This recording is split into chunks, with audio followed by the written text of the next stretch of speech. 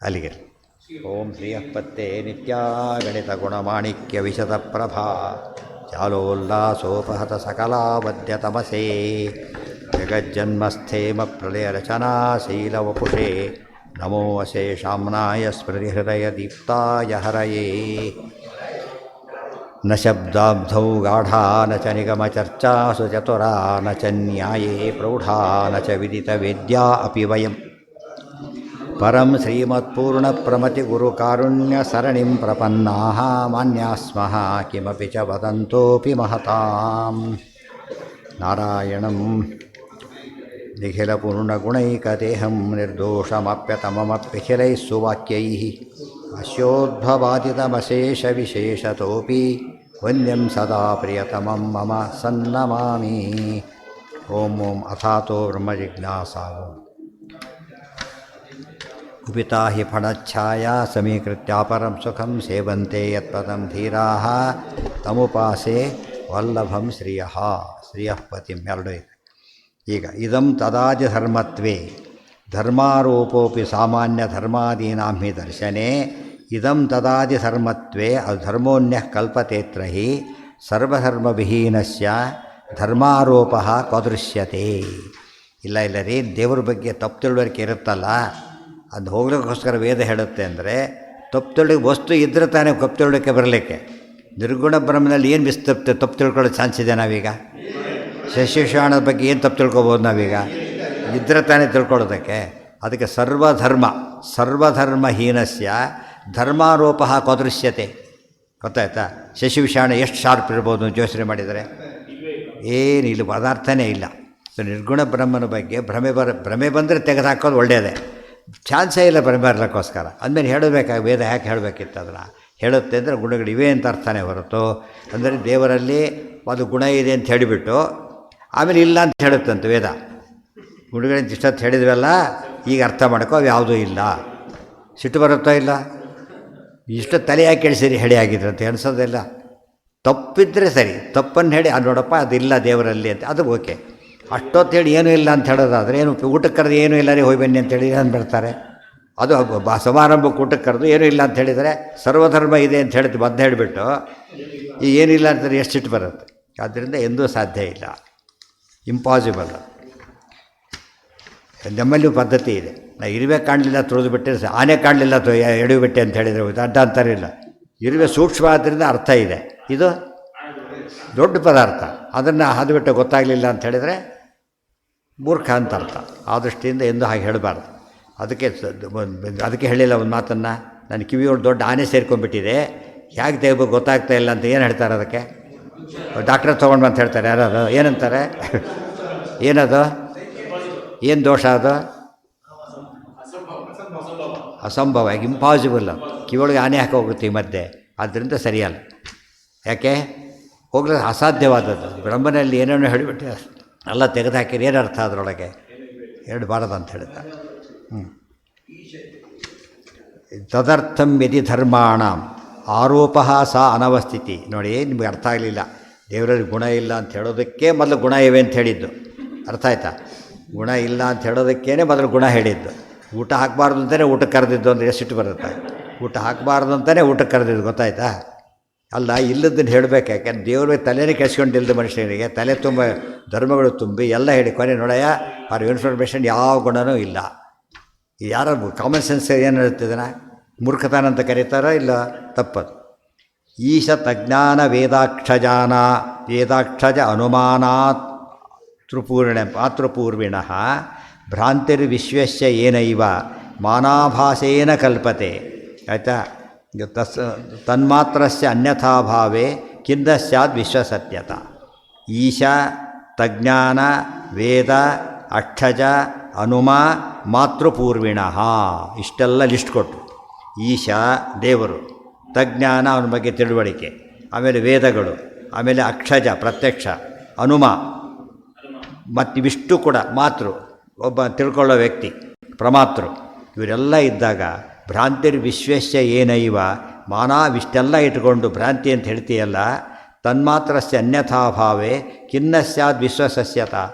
ಇಷ್ಟಲ್ಲಿ ಹೇಳಿದ ಮೇಲೆ ಜಗತ್ಸತ್ಯತ್ವ ಒಪ್ಪೋದು ಸುಲಭನೋ ಬಿಡೋದು ಸುಲಭನೋ? ಇವೆಲ್ಲನೂ ಸುಳ್ಳು ಅಂತ ಹೇಳೋದು ವಿವೇಕನೋ, ಸತ್ಯ ಅಂತ ತಗೊಳ್ಬೇಕು ವಿವೇಕನೋ?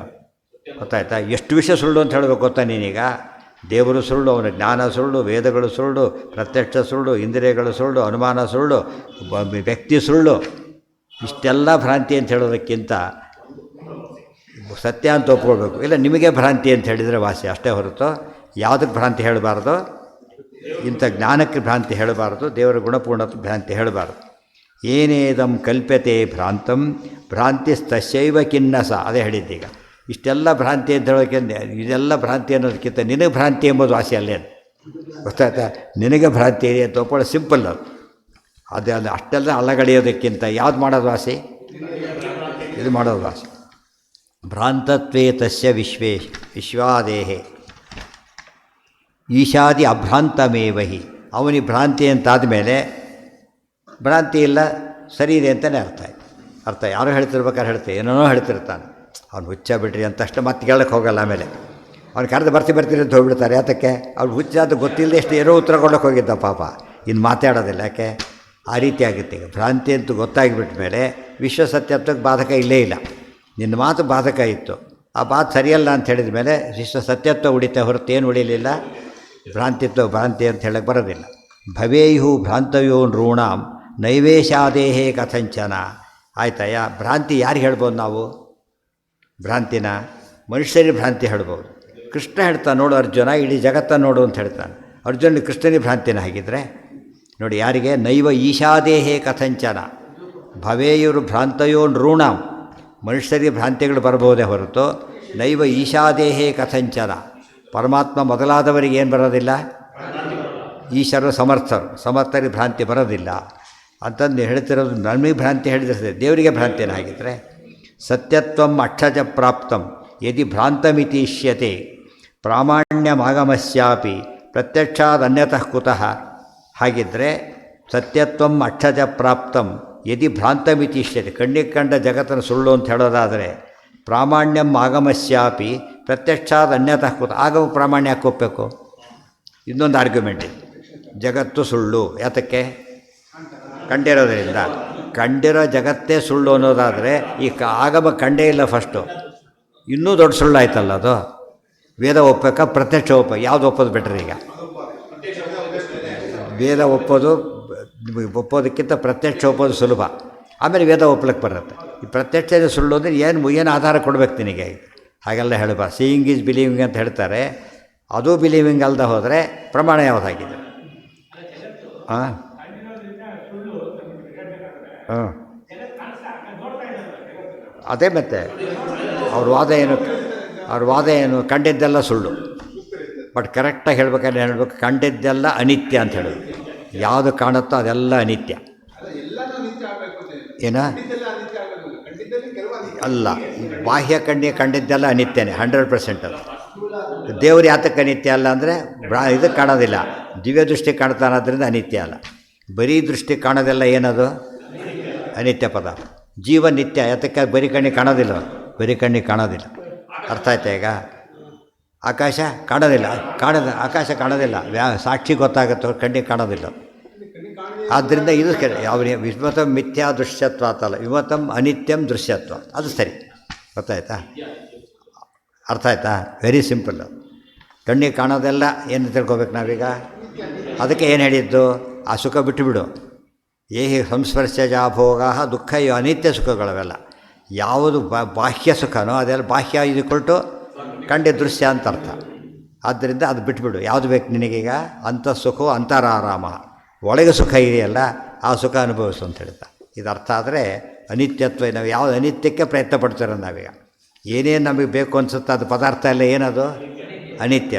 ಅದಕ್ಕೆ ಕಣ್ಣಿಗೆ ವಸ್ತು ಕಾಣಿಸ್ತೇವೆ, ನಿತ್ಯತ್ವ ಭ್ರಮೆ ಬಂತು, ಆಗಮ ಹಿಡಿತು, ಅದು ಭ್ರಮೆ. ಆದ್ದರಿಂದ ಬಿಟ್ಟುಬಿಡು. ನಿತ್ಯ ಪದಾರ್ಥಕ್ಕೆ ಗಮನ ಕೊಡು. ನಿತ್ಯ ಯಾರು ಅಂದರೆ ಏಕೋ ನಾರಾಯಣ ಆಸಿ, ದೇವರ ನಿತ್ಯ. ಅವನು ಹಿಡಿದಾಗ ಮುಗಿತಾಗ ನೋಡ್ತಾನೆ. ಯಾವ ಟೆಂಪರರಿ ಅಂತ ನೋಡ್ತಾನೆ, ತಕ್ಷಣ ಅದ್ರ ಬಗ್ಗೆ ಶುರುವಾಗ್ಬಿಡೋದು. ಕೆಲಸ ಟೆಂಪರರಿ ಎಷ್ಟು ಗೊತ್ತಾ? For 3 months only. ಇವ್ರು ಇಂಟರ್ವ್ಯೂ ಆಗುತ್ತೆ, 1 ತಿಂಗಳು ಓದೋಗಿರುತ್ತೆ ಆಗಲೇ.